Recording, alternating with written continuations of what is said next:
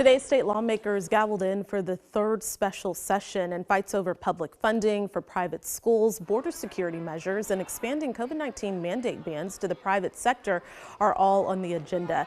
We want to get a little context surrounding the public's opinion on these items. So joining us is Jim Henson from the Texas Politics Project. As usual, Jim, thanks so much for joining us.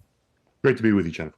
So as you mentioned in your latest poll, the attitudes towards school choice are really strongly conditioned by partisanship. What type of support did you see for those education savings accounts, those ESAs, from voters?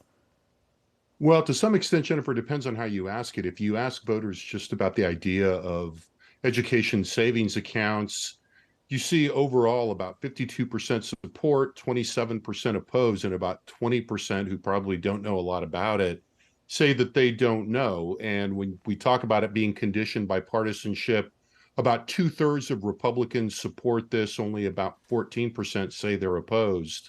Among Democrats, a little more closely divided and more negative, about 39% support, 43% oppose.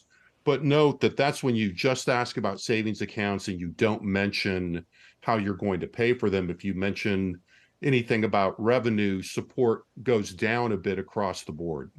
Okay, and let's get to another item on the agenda, of course, border and immigration. Now, when looking at legal immigration, results now show a lack of consensus among Texas Democrats. So what are we seeing, and what can we say that that means for the Republican Party? Well, the lack of consensus among Democrats coexists with an overwhelming consensus among Republicans. So when you talk to Republican voters, they will tell you in significant numbers and very consistently for a long period of time that immigration and border security are the most important problem facing the state. They want to limit the amount of legal immigration by very large margins, and the majority want to immediately deport those who are in the country without documentation. Democrats are more divided. On balance, they tend to be more sympathetic to immigrants and less willing to be punitive in their policies, but they're closely divided, so that you tend to find between a quarter and a third of Democrats, depending on how you ask the question and the specific policy, do seem to think that immigration is a problem and do favor some of the measures that we're seeing taken in the state. And then, Jim, lastly, another item on the agenda is a bill prohibiting private employers from requiring employees to get a COVID-19 vaccine or booster. We know, of course, this has been a priority of many conservatives. What does the data show?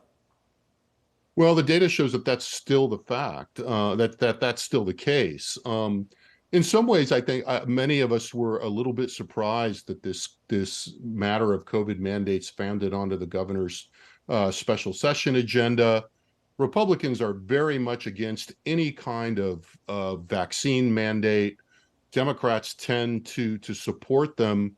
And this reflects a very long-term trend that we saw back to the beginning of the pandemic, in that Republicans generally see the pandemic and COVID in particular as less of a serious problem than do Democrats. Okay, Jim Henson from the Texas Politics Project, thanks so much for joining us. You're welcome. Thanks for having me, Jennifer.